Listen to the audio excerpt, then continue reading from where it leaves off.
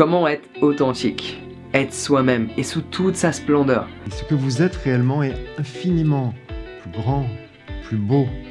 Ceux qui râlent, ceux qui sont déprimés et ceux qui sont en colère sont pathologisés. It's easier to give in, but to go forward, that's tremendously difficult. You have to be bold to do that.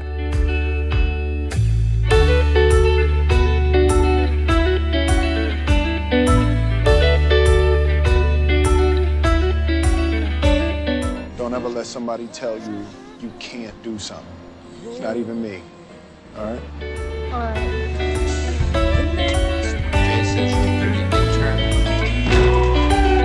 Cette idée du bonheur s'est mise au service du pouvoir, c'est-à-dire au service des États, au service de l'armée, au service des multinationales comme Coca-Cola.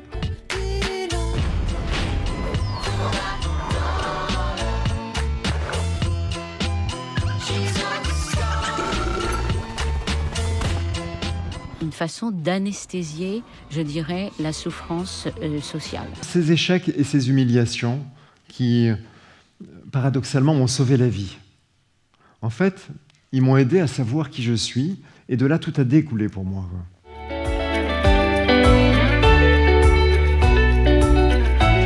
Ce que les psychologues positifs essaient de faire avancer, c'est l'idée que, quelle que soit la situation dans laquelle on est, si on a été licencié, qu'on est divorcé, il s'agit en fait même de voir ces expériences comme des opportunités, comme des occasions pour nous renforcer, pour renforcer sa structure psychique. Il s'agirait de transformer vraiment le négatif, les sentiments négatifs, en sentiments pathologiques dont il faudrait se débarrasser. On en a honte, donc on n'en parle plus.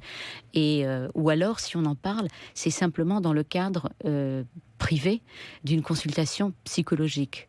Donc il y a ce que j'appellerais une privatisation de la souffrance sociale. C'est un des grands effets de la psychologie en général, mais c'est un effet encore plus marqué de ce culte du bonheur, c'est de privatiser la souffrance. Nous voyons une affinité entre le néolibéralisme et cette quête du bonheur. Alors en quoi? Alors le néolibéralisme, entre autres, se caractérise par deux choses.